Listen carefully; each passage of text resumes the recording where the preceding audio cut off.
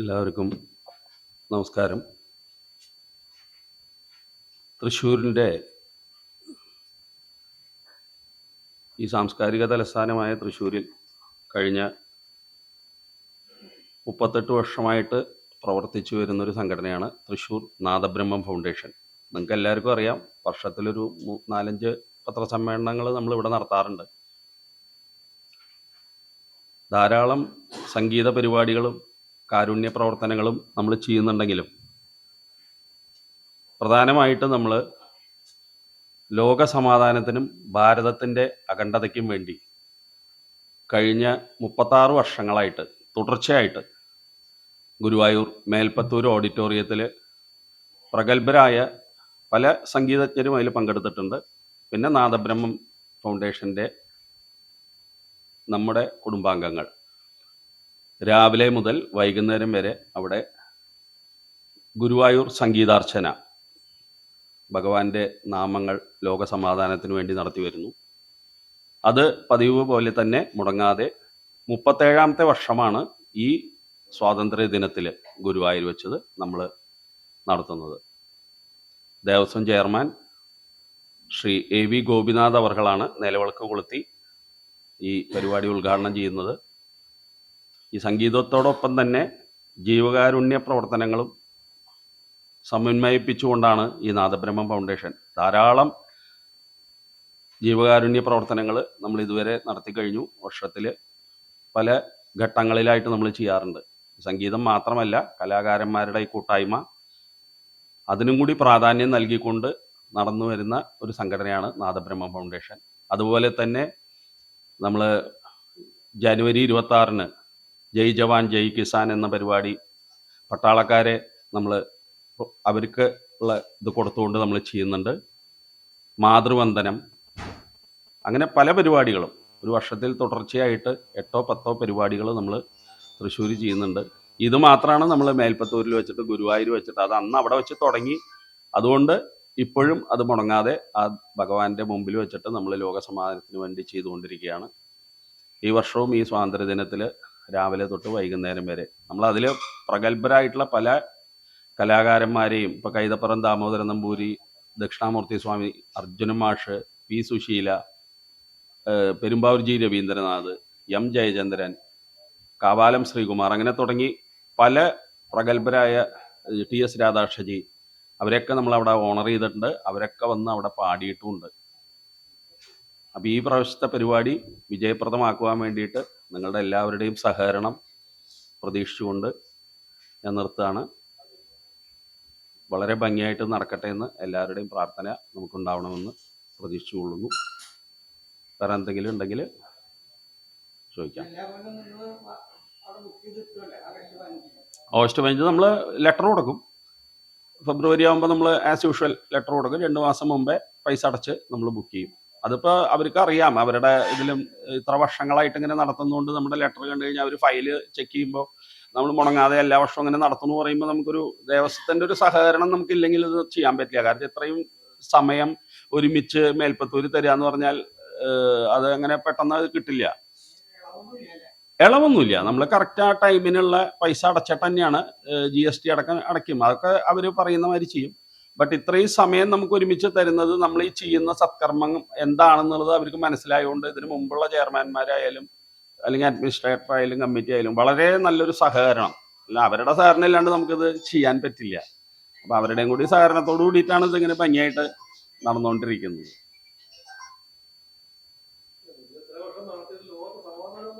സമാധാനം ഇതുമാതിരി എത്രയോ പ്രവർത്തനങ്ങൾ നടക്കുന്നുണ്ട് സമാധാനത്തിന് വേണ്ടി. രാജ്യങ്ങൾ തമ്മിൽ തന്നെ മീറ്റിങ്ങുകൾ നടക്കുന്നുണ്ട്. നമ്മൾ നമ്മുടെ പ്രവൃത്തി ചെയ്യുക, ഒരു വിശ്വാസം. ഇന്നല്ലെങ്കിൽ നാളെ കലികാലത്ത് മെസ്സേജ് അത്രയേ ഉള്ളൂ. മനുഷ്യനും കൂടി നന്നാവണേ. നമ്മൾ അതുകൊണ്ടാണ് ഈ സംഗീതം മാത്രമായിട്ട് പോവാണ്ട്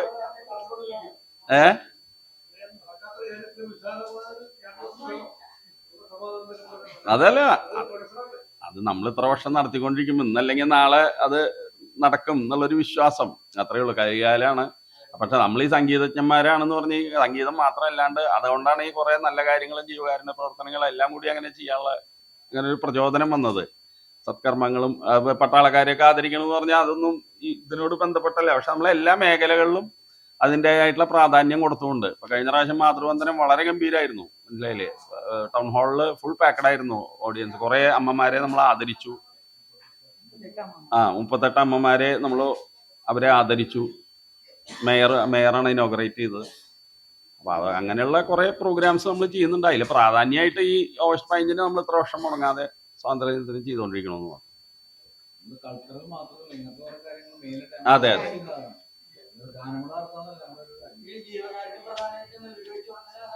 അത്ര അതങ്ങനെയല്ല. ഇപ്പൊ അസുഖങ്ങൾക്കുള്ള ചിലവരുടെ ആപ്ലിക്കേഷൻസ് വരും, ട്രീറ്റ്മെന്റ് കാര്യങ്ങൾ. അതുമാതിരി എഡ്യൂക്കേഷനാണ് മെയിനായിട്ട്.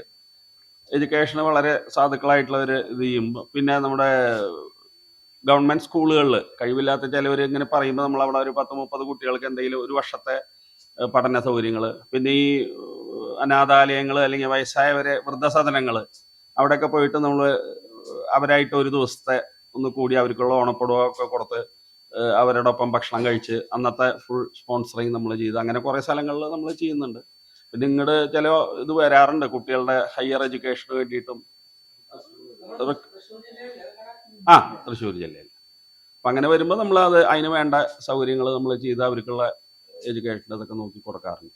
അതിപ്പോൾ ഇതിൻ്റെ മ്യൂസിക്കിൻ്റെ ഒപ്പം തന്നെ ഒരു ചാരിറ്റി എന്നുള്ള ലെവലിൽ അതിന് നല്ലൊരു റെസ്പോൺസ് കിട്ടുന്നുണ്ട്.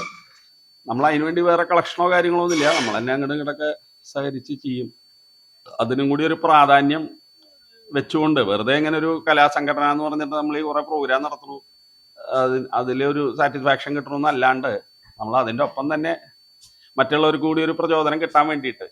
അപ്പം അതിന് ഇതുമാതിരിയുള്ള ഇപ്പം എത്രയോ കുട്ടികൾ എഡ്യൂക്കേഷൻ്റെ കാര്യങ്ങളൊക്കെ ഇങ്ങോട്ട് വരാറുണ്ട്, ഹയർ എഡ്യൂക്കേഷൻ ഇല്ലാണ്ട് അല്ലെങ്കിൽ ഫീസ് അടയ്ക്കാൻ പറ്റാണ്ടൊക്കെ. അപ്പം അതൊക്കെ നമ്മൾ തീരുമാനിച്ച് അവിടെ പോയി അന്വേഷിച്ച് അത് കറക്റ്റായിട്ടുള്ള ഇതാണെന്നുണ്ടെങ്കിൽ നമ്മൾ തീർച്ചയായിട്ടും നമ്മളെ കൊണ്ടാവുന്നത് ഫുള്ളായിട്ടുണ്ടെങ്കിൽ അത്, അല്ലെങ്കിൽ നമ്മളെ കൊണ്ടാവുന്നത് നമ്മൾ ഒരു ഫസ്റ്റ് ഗഡുവെങ്കിലും ഫീസ് അടയ്ക്കാനുള്ള ഒരു സാഹചര്യങ്ങൾ നമ്മൾ ചെയ്യാറുണ്ട്. അപ്പം അവർക്ക് അതൊരു പ്രചോദനമായി. അപ്പോഴേക്കും വേറെ ആരെങ്കിലും വരും. അങ്ങനെ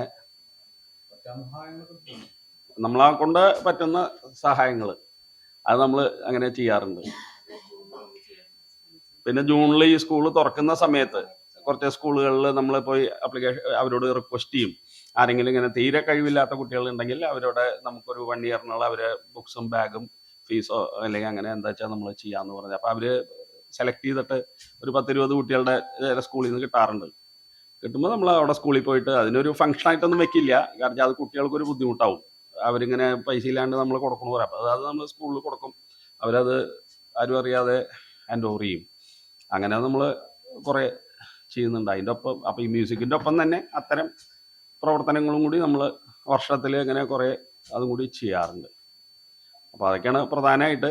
ഇത് നമ്മൾ നമ്മുടെ ഒരു വർഷത്തിലൊരിക്കൽ സ്വാതന്ത്ര്യദിനത്തിൽ ചെയ്യും. അമേരിക്ക കർക്കിടക മാസമാകുമ്പോൾ നമ്മൾ ശ്രീരാമ സംഗീത സദസ്സ് നടത്താറുണ്ട്. അത് കൂടാണ്ട് ഇത്തരം ഈ ജവാനെ ആദരിക്കുക, മാതൃവന്ദനം, അങ്ങനെ മറ്റുള്ള പരിപാടികളും നമ്മൾ ഒഴിവനുസരിച്ച് ആ ദിവസങ്ങളനുസരിച്ചിട്ട് നമ്മൾ ചെയ്യുന്നുണ്ട്. അതെ, ഈ ജവാനൊക്കെ നമ്മളാണ് ആദ്യമായിട്ട് അങ്ങനെ ജയ് ജവാൻ ജയ് കിസാൻ എന്ന് പറഞ്ഞിട്ട് ഒരു യുദ്ധത്തിൽ മരിച്ചുപോയ ഒരു പട്ടാളക്കാരൻ്റെ ഭാര്യയും അതുമാതിരി തന്നെ അതിൽ പങ്കെടുത്തിട്ടുള്ള സീനിയർ ആയിട്ടുള്ള ഏതെങ്കിലും പട്ടാളക്കാരുണ്ടെങ്കിൽ അവരെയും നമ്മൾ NCC കാഡറ്റ് ഇവിടുത്തെ എല്ലാ കോളേജുകളിലും ഇൻഫോം ചെയ്ത് അവരൊക്കെ വന്ന് കളക്ടറും അല്ലെങ്കിൽ ഇതൊക്കെ വന്ന് നമ്മൾ ഗംഭീരമായിട്ട് അവർക്കൊരു ഓണറിങ് നമ്മൾ ചെയ്യാറുണ്ട്. അന്ന് ആ ദേശഭക്തി ഗാനങ്ങൾ മാത്രം ഉൾക്കൊള്ളിച്ചുകൊണ്ട്, അതും ഇവിടെ ആരും ചെയ്യാറില്ല, ഒരു ഗാനമേളയും നടത്തും. ഈ പ്രോഗ്രാം കഴിഞ്ഞത് സൈനിക പ്രണാമം വളരെ സക്സസ് ആയിട്ടുണ്ട്. ആരും ചെയ്യാത്ത കാരണം നമ്മളത് ചെയ്തുകൊണ്ട് നമ്മളിപ്പോൾ ഈ ഓഫീസുകളിൽ മിലിറ്ററി ഓഫീസിലൊക്കെ പോയിട്ട് ഇൻവൈറ്റ് ചെയ്യുമ്പോൾ അവരൊക്കെ വളരെ സപ്പോർട്ടാണ്.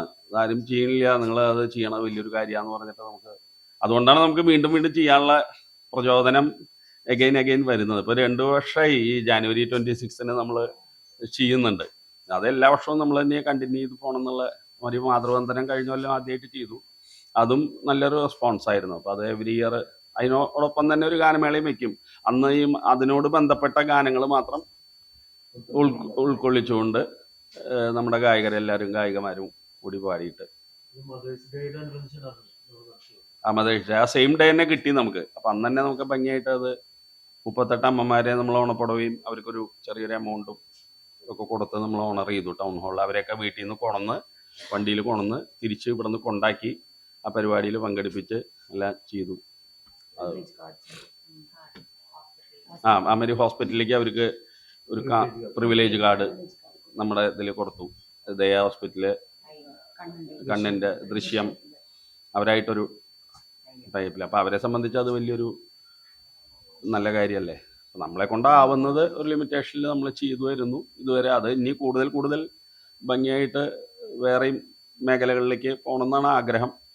അത് ദൈവം സഹായിച്ച് നടക്കട്ടെ എന്ന് വിചാരിക്കുന്നു. അന്ന് പത്രത്തിൽ വന്നിരുന്നു ചൂണ്ടില് രാജശേഖരൻ അമ്മയെ കൊണ്ടുവന്നത്. അന്ന് ഞങ്ങളുടെ പരിപാടിക്ക് വന്നിരുന്നത് അമ്മയെ കൊണ്ടുവന്നിരുന്നത്. അമ്മ മരിച്ചുപോയി പത്രത്തിൽ കാണിച്ചു. ഓക്കെ, തന്നെയാണ് ഞങ്ങൾ 5 പേര് അതിൽ പങ്കെടുത്തിട്ടുള്ളത്. ഞങ്ങൾക്ക് എല്ലാവർക്കും സപ്പോർട്ടും തരണം അറിയിക്കാൻ തന്നെ.